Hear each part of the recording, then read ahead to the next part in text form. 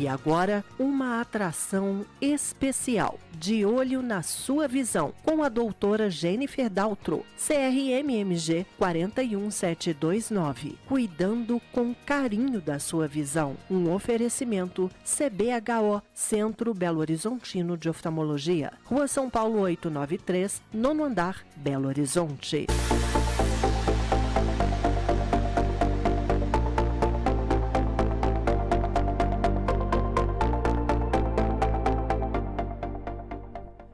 Olá, boa noite! Agora são 7 horas e mais 10 minutinhos. Estamos mais uma vez aqui recebendo a doutora Jennifer Daltro, ela que é a diretora técnica e chefe do Departamento de Retina e Vítreo do CBHO, Centro Belo Horizontino de Oftalmologia, que fica ali na Rua São Paulo, número 893, sala 907, no centro de Belo Horizonte, bem ao lado do Shopping Cidade. Aliás, eu vou aproveitar aqui a brecha, já vou avisar que o CBHO tem mais 2 filiais, tá, gente? Você aí que é conveniado da MCE, o CBHO está também em Contagem, divisa com Betim, na Rua Simonésia, número 150, bairro São Luís. E você que está ali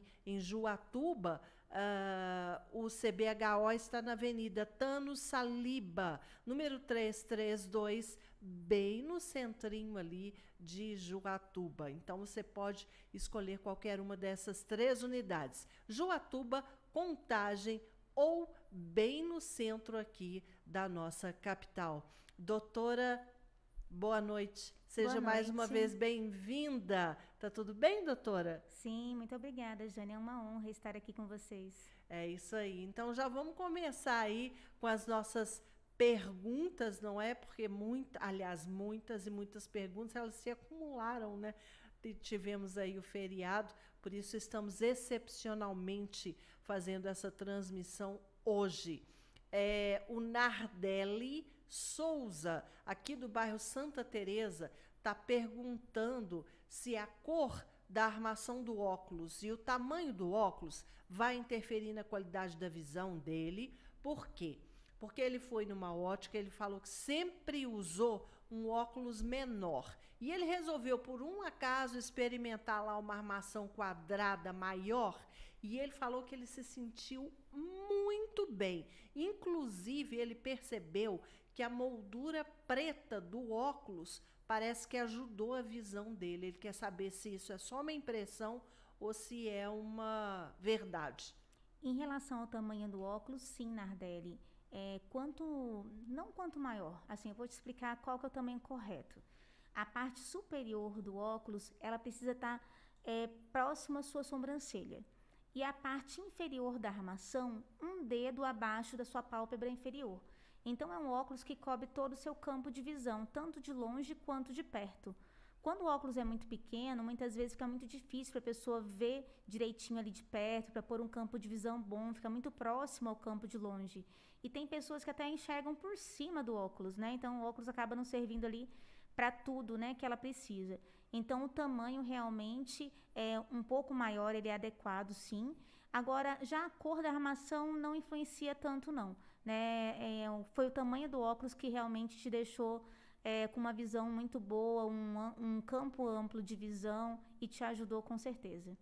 Mas o formato do rosto, tudo interfere, né, doutora? Sim, inclusive o nariz, né? O tipo de nariz. Então, o ideal é sempre você escolher a armação e pedir para a pessoa ali da ótica te auxiliar para ver se a tua escolha está realmente adequada ao seu rosto.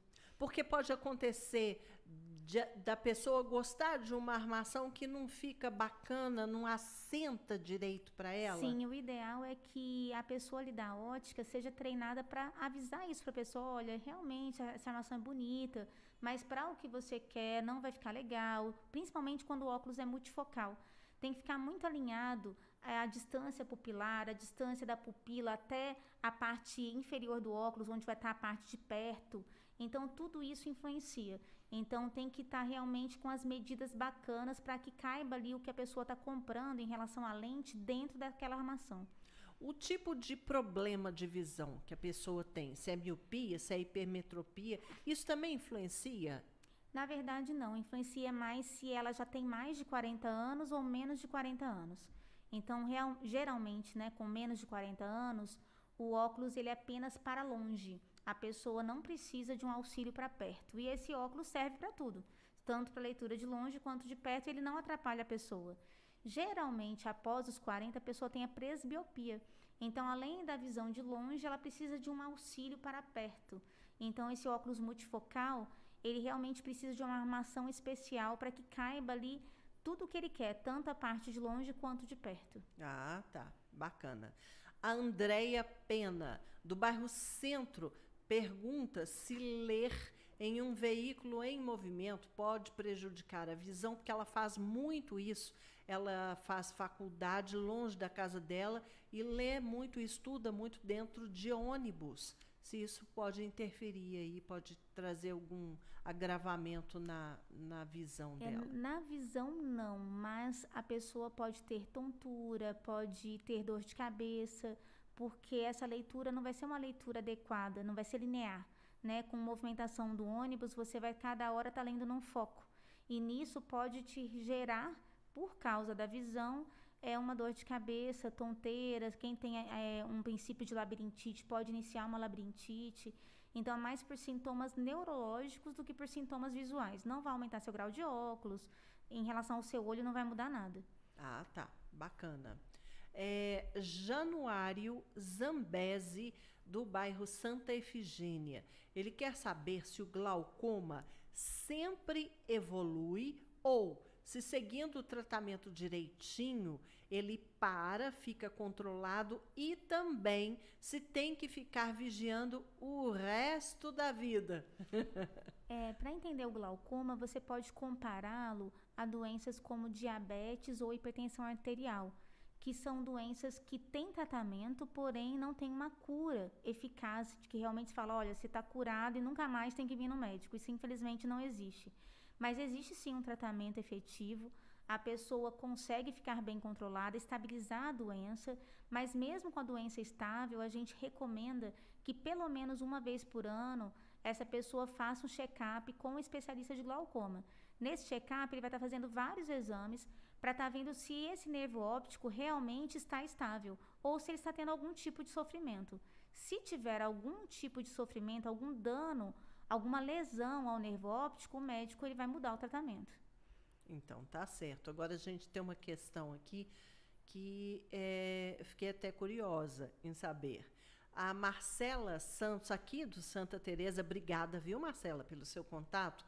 Ela questiona se idoso pode usar lente de contato. Por quê? A mãe dela tem 76 anos, vai ser madrinha de um super casamento e quer usar lente de contato para poder fazer uma maquiagem bem linda.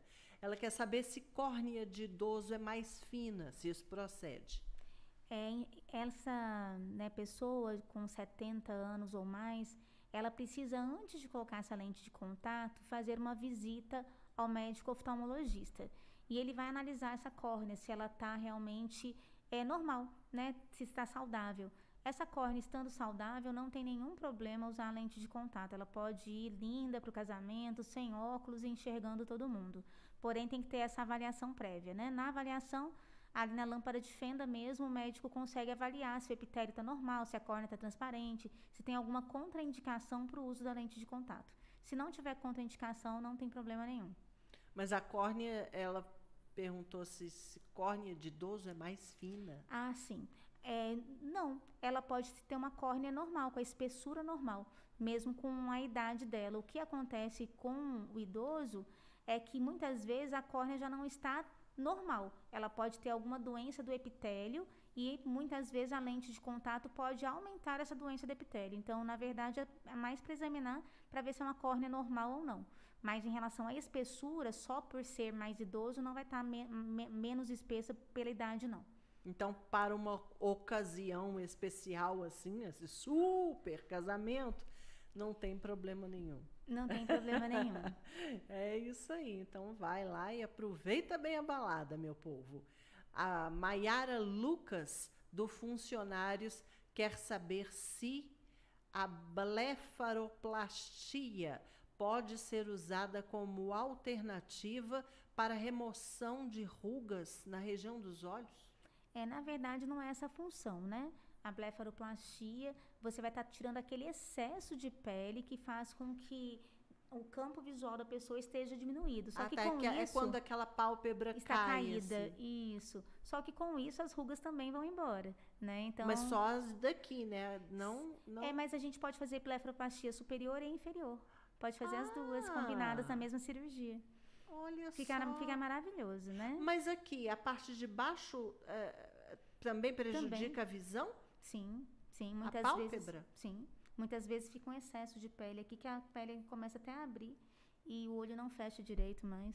Olha que interessante. Sim. Então, mas mesmo se não tiver, pode ser feita a blefaroplastia estética também. É uma técnica, no caso. É uma técnica. Uhum. Né?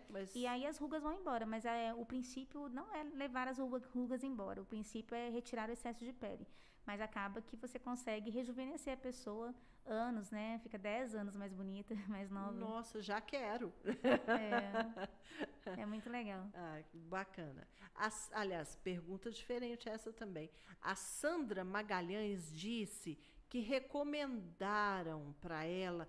Interessante, eu estou percebendo muitas perguntas relacionadas à parte estética. Muitas perguntas. A Sandra Magalhães disse que recomendaram para ela preenchimento com ácido hialurônico na região do globo ocular dela, que é muito funda. Ela quer saber se é seguro, se ela corre o risco de furar o olho.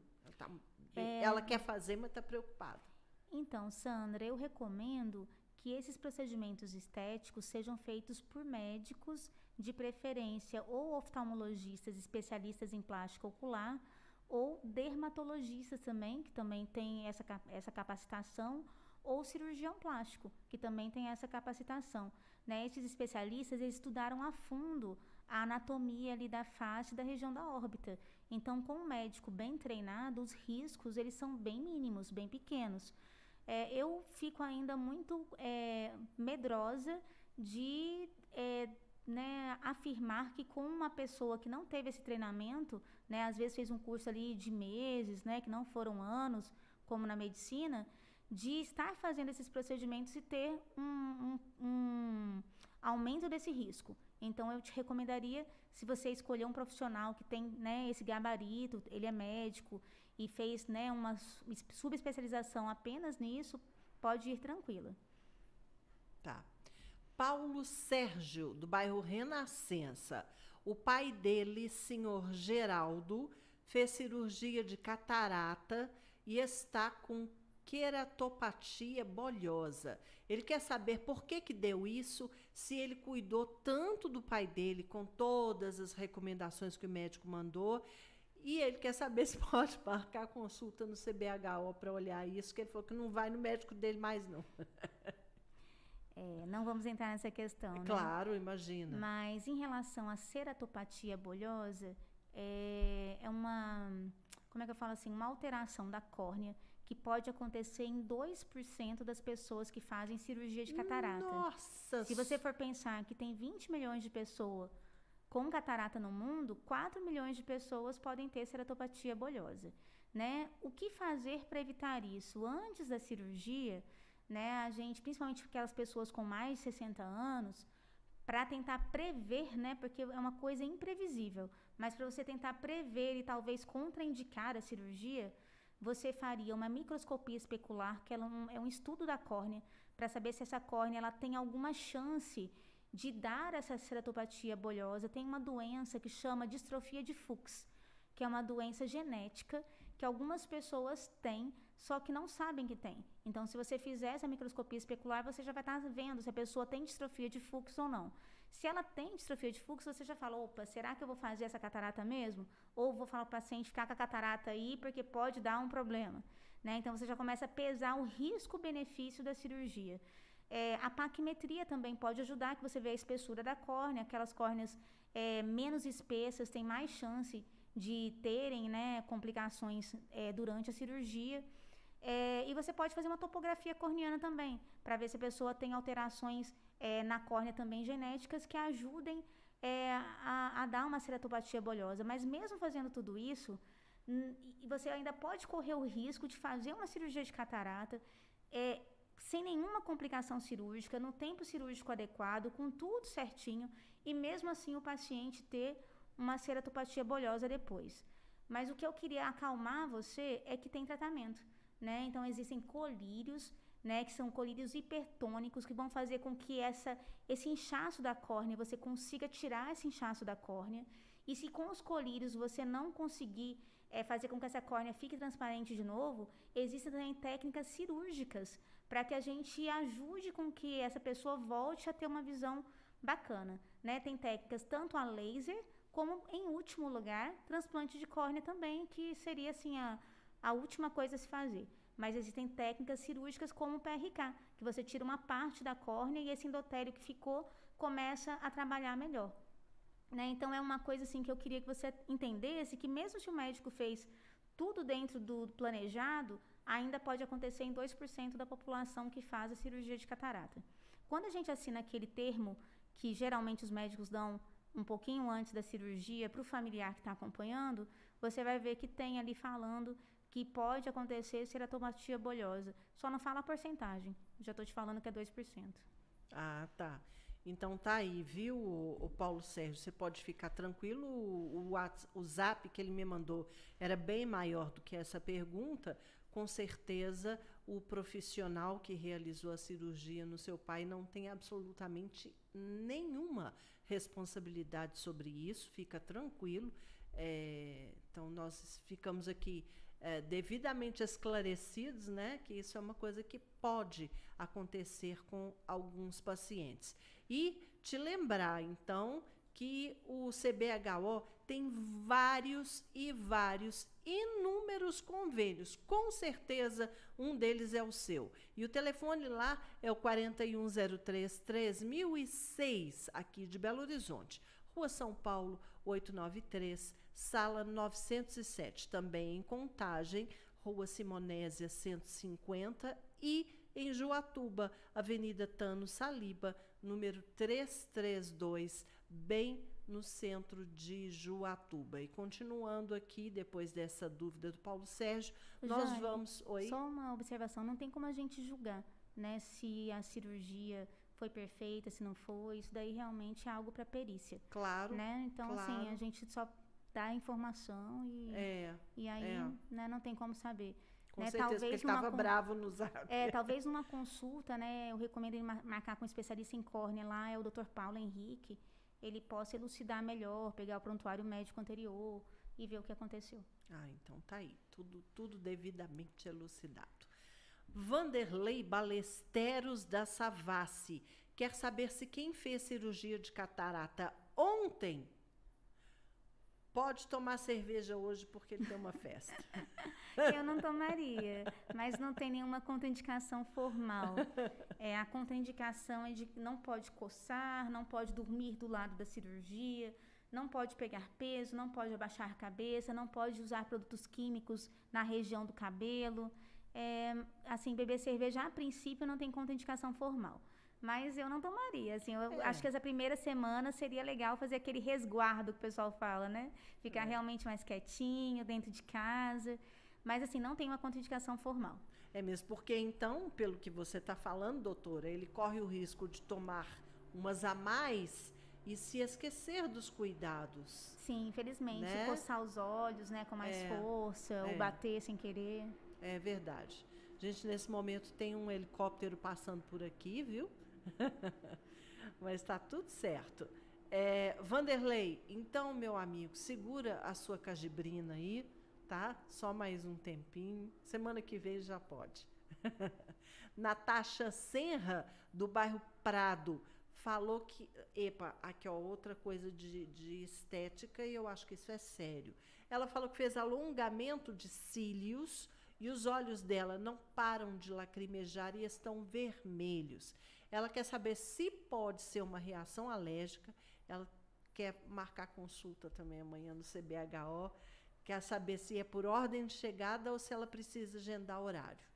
O ideal, né, é sempre agendar o horário, mas a gente sempre está aberto para urgências, então, mesmo não tendo horário, a gente pede para os pacientes aguardar um pouco, assim que a gente termina ali os pacientes agendados, a gente atende as pessoas que chegam com urgência, né, nunca mandamos ninguém embora.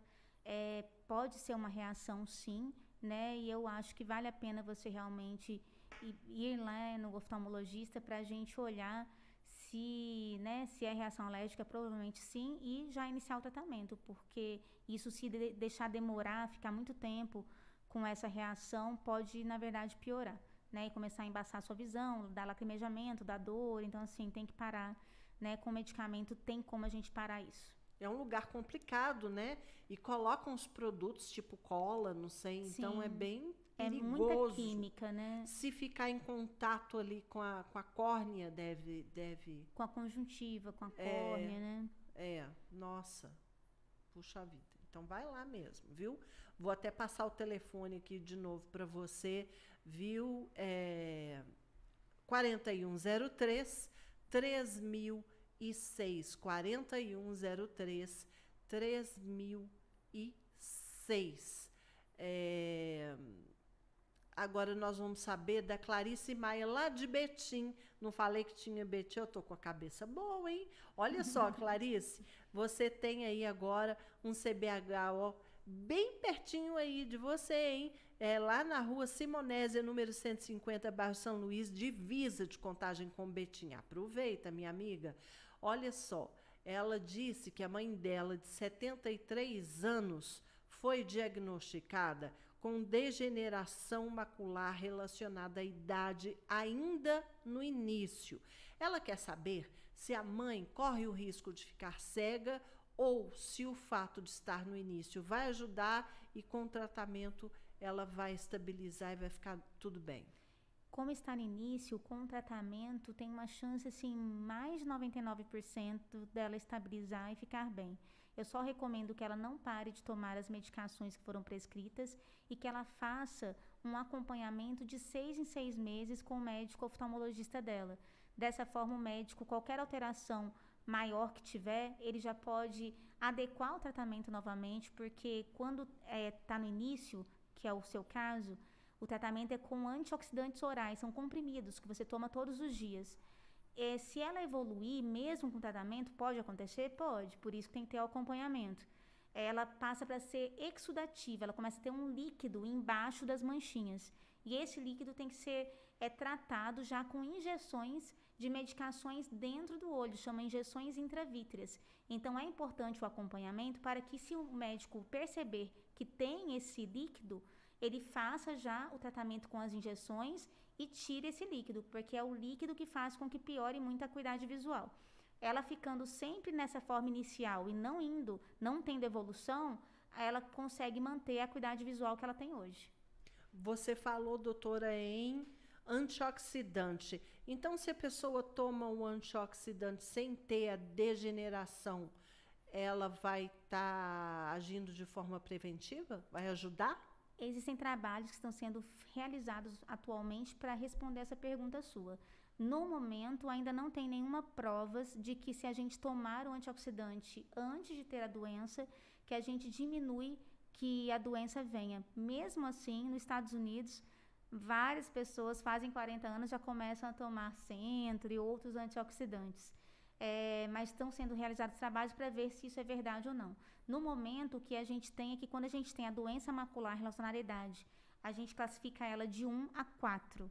Quando ela é estágio 2 e 3, a gente passa o antioxidante para ela não virar o 4. No estágio 1, não tem ainda indicação de tomar o antioxidante, que ela é bem inicial. Se a pessoa toma, ela não passa para o outro estágio? Geralmente não.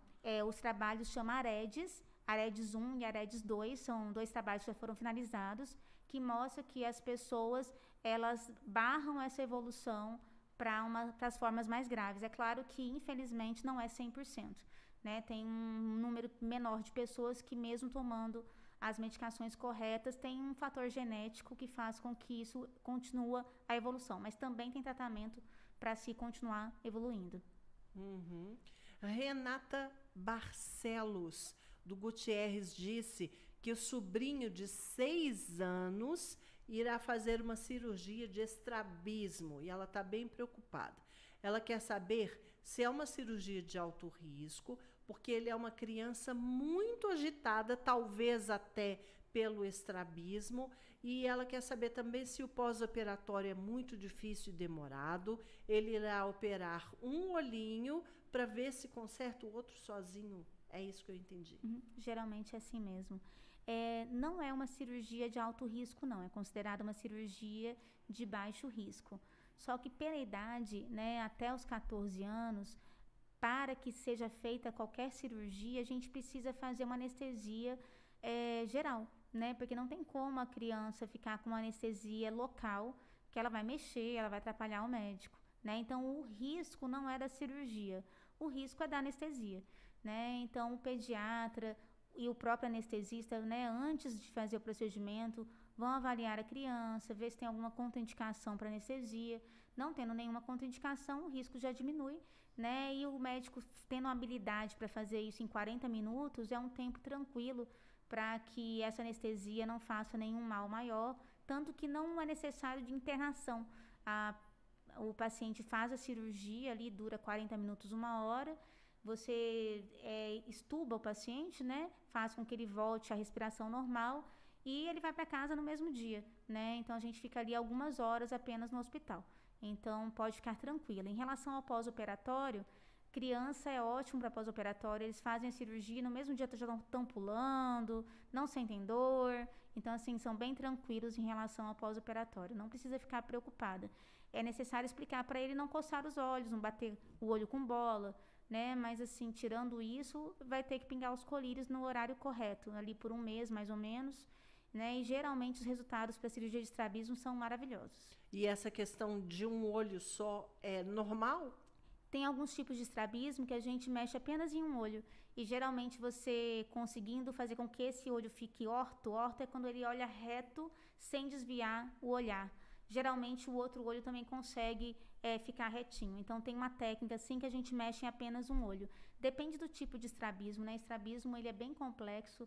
Ele é uma alteração nos grupos musculares que fazem com que os nossos olhos fiquem com essa visão reta, né? Então, assim, quando tem algum distúrbio, a gente estuda qual que é esse distúrbio, qual que é o músculo que está com problema, e a gente vai fazer a cirurgia exatamente naquele grupo muscular. Então, tá respondido aí, viu, Renata? Pode ficar tranquila com relação à cirurgia. Sérgio Castro, do bairro Ouro Preto, quer saber se depois da cirurgia de descolamento de retina, a pessoa já sai enxergando da cirurgia e se ele vai sentir alguma coisa, porque ele tem pavor de sentir dor e de agulha. Olha, é uma frustração a cirurgia de retina, que é justamente a minha especialidade. Eu já aviso antes para o paciente, para ele ficar tranquilo que ele não vai enxergar. Ele vai enxergar bem, com visão nítida, geralmente 30 a 60 dias após a cirurgia. Por que isso? Porque na cirurgia de retina, a gente vai precisar colocar alguma coisa para segurar essa retina, fazer uma pressão interna na retina. Na cirurgia, a gente vai escolher se vai colocar um gás ou se vai colocar um óleo de silicone. E esses 2 produtos, eles embaçam a visão. Além de estar inflamado, né, você tem 2 produtos embaçando a visão. Quando é o óleo de silicone, quando o médico, depois de 10 a 15 dias da cirurgia, faz a refração, que é aquele exame para você medir o grau do paciente, coloca o grau exato, que vai dar entre 6 a 8 graus positivos naquele olho que você colocou, óleo de silicone, a pessoa vai enxergar bem com óculos. Quando é o gás, a gente tem que esperar alguns dias para que esse gás saia espontaneamente do olho. Demora aí de 30 a 40 dias, dependendo do gás também que foi usado. Tem 2 tipos de gás mais usados. Então, depois de 30 a 40 dias que a pessoa vai enxergar bem. Então, assim, para a pessoa que fez cirurgia, é um pouco angustiante esperar esse tanto. Mas desde que você saiba que é uma evolução natural e que é assim mesmo, né, você fica mais tranquilo aguardando o tempo. E quando dá esse tempo, realmente a visão fica muito boa. Coincidentemente, tem uma pergunta aqui justamente sobre esse gás. Eu vou até adiantar, vou pular aqui a ordem das coisas. o Marcelo Seixas, do bairro Santa Helena. Ele quer saber por que o gás é usado na cirurgia de retina e que gás é esse? Tem 2 tipos de gás, Marcelo, mais usados. Tem um que chama SF6 e tem um outro que chama C3F2. Eu sempre explico para os meus pacientes, para entenderem um pouco melhor, que eles são primos, entre aspas, do gás hélio, né? Então, o gás hélio é o que vocês conhecem, que é aquele gás do balão que o balãozinho sobe, né? Então, esses gases que a gente usa nas cirurgias vitreoretinianas são gases com peso molecular que eu consigo fazer uma pressão interna na retina. Então, seja um descolamento de retina, por exemplo, ou outra patologia da retina, uma membrana epiretiniana, um buraco macular, seja o que for, eu preciso pressionar essa retina para que ela fique no lugarzinho dela. A retina é como se fosse um tecido bem molinho, que se eu deixar ele solto, como a gente não dá ponto, a gente faz apenas o laser, ele pode se enrolar ali de novo.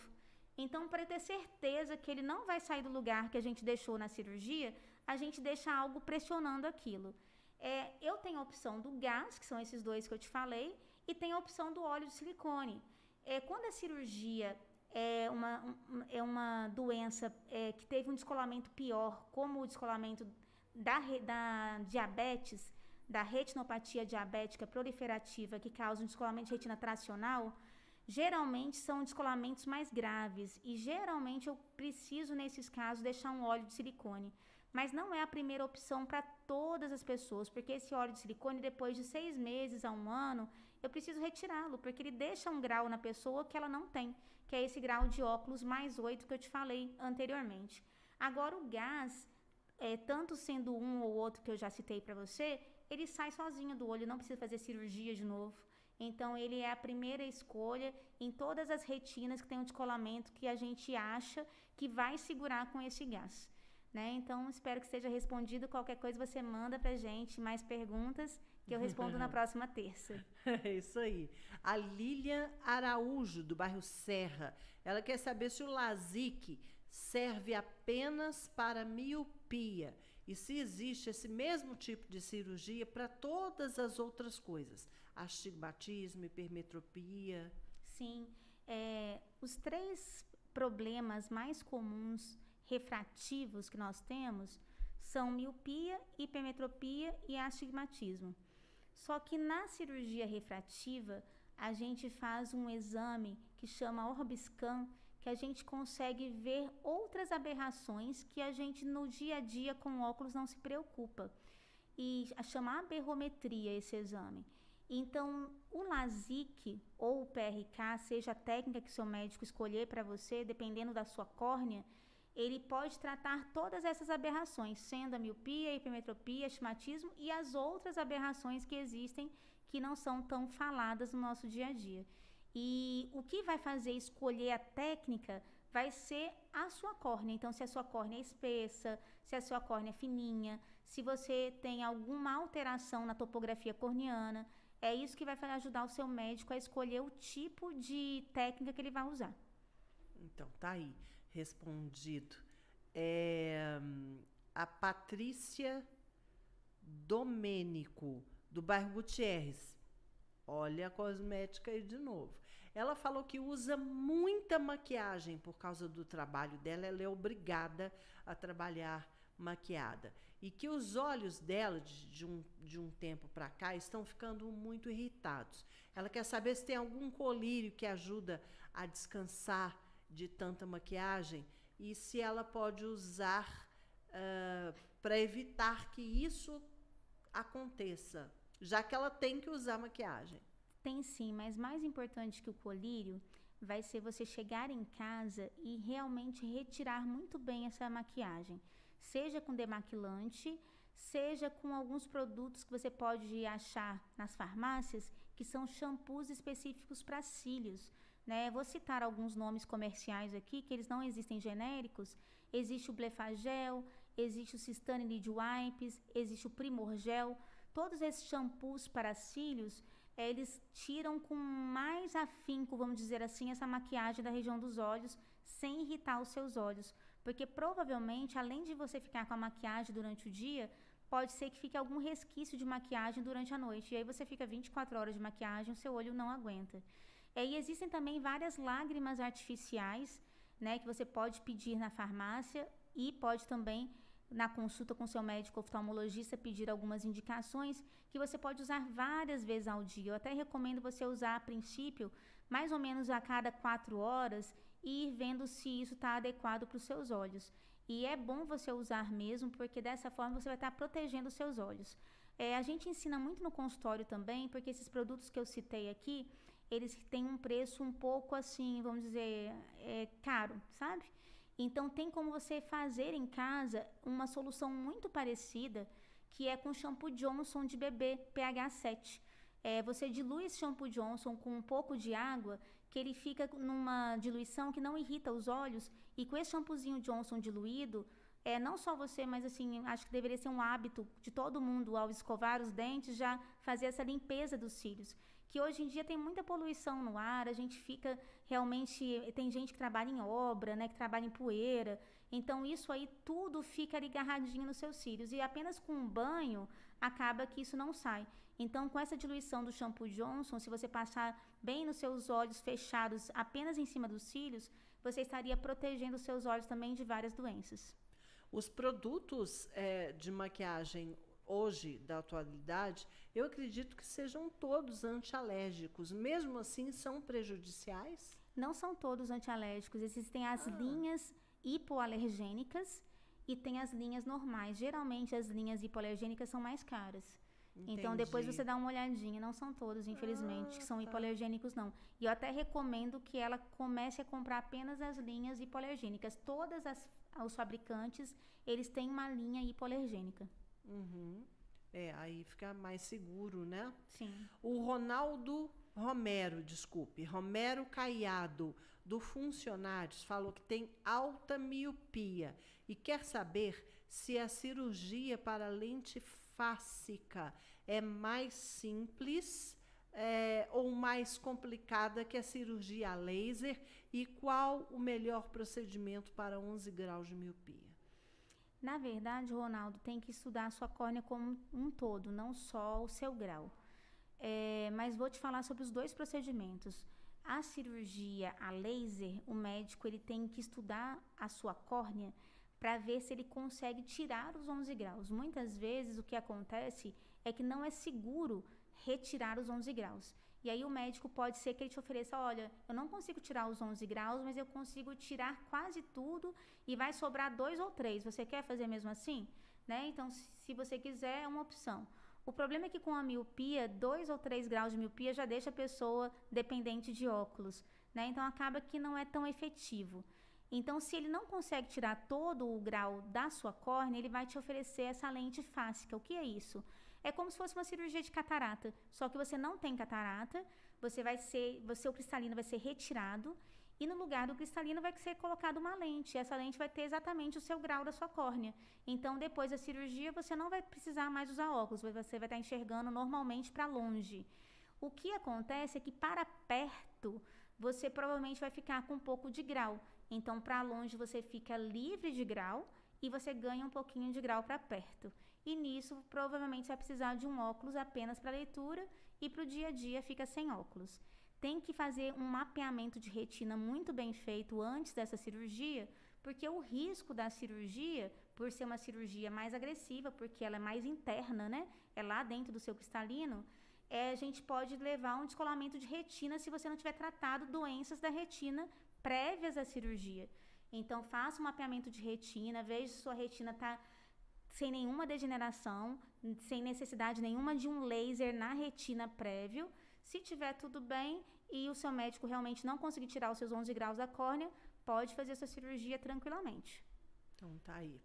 Águeda Mancini, do bairro Olhos d'Água. Cirurgia para a colocação de prótese do globo ocular.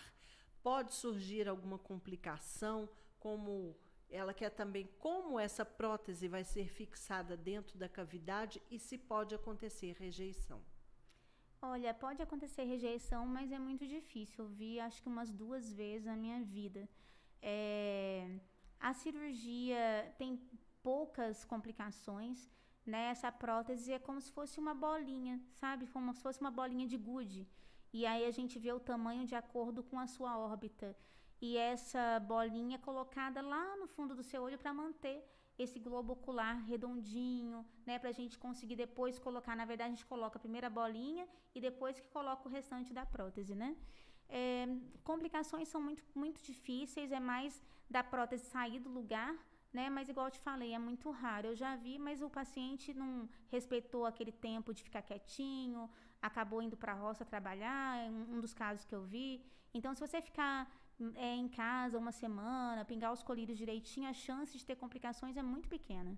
Pois é, mas essa prótese, ela encaixa. Isso, encaixa lá na órbita. Não dá pra... A gente dá ponto, né? Fica fixa lá. Tá. Ela fixa lá e geralmente não sai, não. Entendi, tá.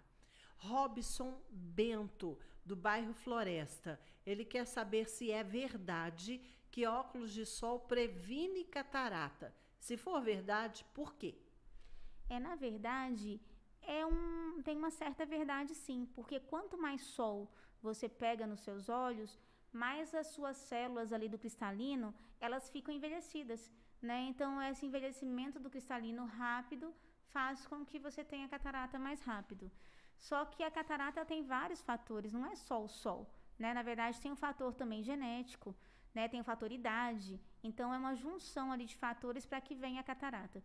Mas é recomendado aquele sol entre 10 da manhã e 3 da tarde, não só por causa da catarata, mas por causa de doenças da retina, principalmente, que a gente use óculos de sol ou aquelas lentes transitions que também fazem esse bloqueio para os raios ultravioletas, que são os mais complexos para o olho.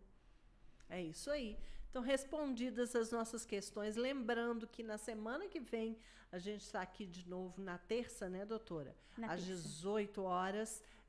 Nós conversamos então com a doutora Jennifer Daltro, ela que tem o CRM-MG 41729 e é diretora técnica e chefe do Departamento de Retina e Vítreo do CBHO, Centro Belo Horizontino de Oftalmologia. E eu quero aproveitar também e lembrar aí a todos os nossos associados da AMCE que nós temos convênio com o CBHO, que está em 3 unidades. Lá no centro de Belo Horizonte, na rua São Paulo 893, sala 907, bem ali ao lado do Shopping Cidade. Tem também em Contagem, divisa com Betim, rua Simonésia 150, no bairro São Luís, e em Juatuba, na Avenida Thanos Saliba, número 332, no centro. E o telefone da unidade principal aqui em BH é o 4103-3006. Doutora Jennifer, mais uma vez, muito obrigada pela sua presença. Muito obrigada, Jane, e a todos os ouvintes. Um grande abraço a todos.